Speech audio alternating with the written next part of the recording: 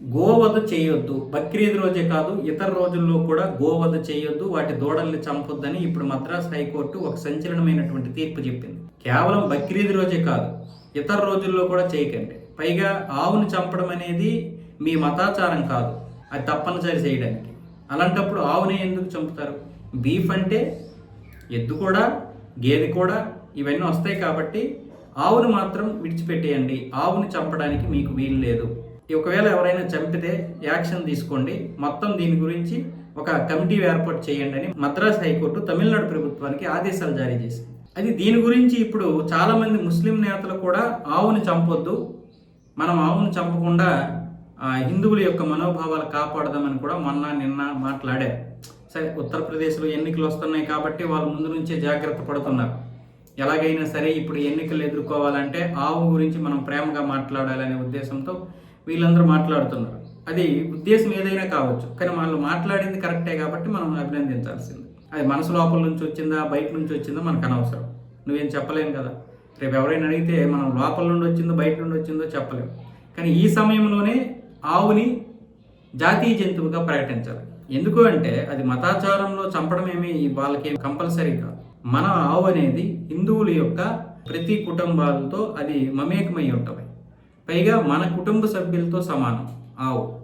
మన జీవన విధానానికి ప్రతీక ఆవు. మనకు కేవలం పాలు ఇచ్చేటటువంటి ఒక వ్యాపార జంతువు అయిపోయింది అది. కానీ వాస్తవం ఏంటి? ఆవు ఉంటే మన సాల్లో, మన దేశీయ ఆవు ఉంటే ఒక వైద్యుడు ఉన్నట్లు లెక్క. మనమే ఆవుని విస్మరించేశాం చాలా వరకు. ఇప్పుడు ఈ ఒట్టిపోతున్నటువంటి ఆవులు మాంసానికి వెళ్ళిపోతున్నాయి. ఇది చాలా పెద్ద క్లిష్టమైనటువంటి సమస్య. మనలో కూడా మార్పు రావాలి. మన పిల్లలకి ఏం పాలు ఇస్తున్నాం? జెర్సీ ఆవు పాలు, దేశీయ పాలు ఒకటే అని కొంతమంది డాక్టర్లు చెప్తే చెప్పొచ్చు కాక, కానీ దేశీయ ఆవు మూత్రము, దేశీయ ఆవు పాలు, దేశీయ ఆవు పేడ ఇవన్నీ చాలా కీలకమైనటువంటి. ఆవును ఆ రోజు పెద్దలు పెంచుకోమన్నారు. ఎందుకు? కేవలం పాలు కోసం మాత్రమే కాదు, పాలు కంటే విలువైనది మూత్రమును పేడ. అది మూత్రం పోసేటప్పుడు ఒక గోలెం లాంటిది, గోలెం తెలుసు కదా మీకు, కుడితి పెడతాం, అలాంటి దాంట్లోకి వెళ్ళేటట్లుగా అప్పట్లో గుమ్ములు తీసేవాళ్ళు మన వాళ్ళు. అంటే ఆవు ఎక్కడైనా సాల్లో మూత్రం పోస్తే దాని గుండా ఒక దీనికి వెళ్ళి ఒక గోలెం లాంటి గోతిలో పడేది ఆ మూత్రం. దాంట్లోనే మనం పేడ వేయాలి.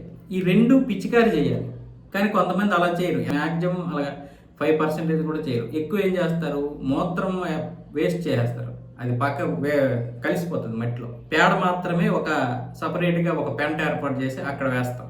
తర్వాత ఎప్పుడు మన పొలంలోకి వేస్తాం. కానీ ఇప్పుడు అది వేయడం లేదు. ఎంతసేపు ఆ పనికిరాని కెమికల్సే వేస్తున్నాం. కెమికల్స్ పనిచేయాలంటే ఫస్ట్ మన యొక్క ఆవు, ఎద్దుకు సంబంధించినటువంటి ఈ పేడ వేయాలి. ముఖ్యంగా దేశీయ ఆవు పేడ చాలా సారవంతమైనటువంటి మట్టిని తయారు చేస్తుంది. ఈ దేశీయ ఆవు మూత్రము, పేడ ఈ రెండింటిని మనం పిచికారీ చేసి మనం పొలంలో వేస్తే అది కింద ఉన్నటువంటి పురుగులకి, ఆ ఎర్రలకి, ఆ వానపాములు ఉంటాయి కదా, వాటికి చాలా మంచి ఆహారం అవుతుంది.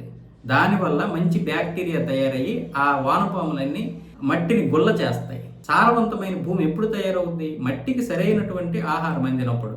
అలా మనము ఒకవేళ కెమికల్స్ ఏదైనా పట్టాల్సి వస్తే అప్పుడు ఈ యొక్క సారవంతమైనటువంటి నేల తట్టుకోగలుగుతుంది. మనం 365 రోజులు గతం వేయకుండా ఇష్టం వచ్చినట్లుగా కెమికల్ జల్లేస్తుంటే అవి ఎలా పనిచేస్తాయి? పైగా మన ఆరోగ్యం దెబ్బతినేస్తుంది. అంటే ఆవుకు ఉన్నటువంటి విశిష్టత మన పెద్దలు కాదు, మన పూర్వీకులు కాదు, అంతకు ముందు మన సనాతనం పుట్టినప్పటి నుంచి కూడా ఈ ఆవు గురించి ప్రస్తావన ఉంది. కేవలం ఇప్పుడంటే పాలు ఇచ్చే వ్యాపార జంతువు అయిపోయింది, కానీ వాస్తవానికి మన వైద్యుడు అది. మన వైద్యుడు మనమే విస్మరిస్తున్నాం, మనమే విస్మరించేసాం. ఇప్పుడు జెర్సీ ఆవులు వచ్చి మన దగ్గర భాగమైపోయాయి. కానీ ఏదైనా మన దేశీయ ఆవును మనం కాపాడుకోలేకపోతున్నాం. జర్మనీ వాడో లేకపోతే బ్రెజిల్ వాడో మన ఆవును తీసుకొని వెళ్ళి మంచిగా అభివృద్ధి చేసుకొని వాళ్ళ పిల్లలకి ఆ పాలు తాపించి ఆరోగ్యంగా ఉన్నారు. మనం ఏంటంటే అక్కడ నుండి దిగుమతి చేసుకున్నటువంటి ఆవుని ఈరోజు ఇంజక్షన్ల రూపంలో ఇళ్ళకి 5-10 ఏర్పాటు చేసుకొని పాలు పోస్తున్నాం. ఇంకా ఆ పాలు సరిపోక ఇంజక్షన్ ఇచ్చి మరీ పాలు ఉత్పత్తి చేస్తున్నారు. ఆ పాలు సరిపోక కల్తీ కూడా యూరియాతో కూడా తయారు చేసేస్తున్నారు. అలా తయారైన మన దేశం.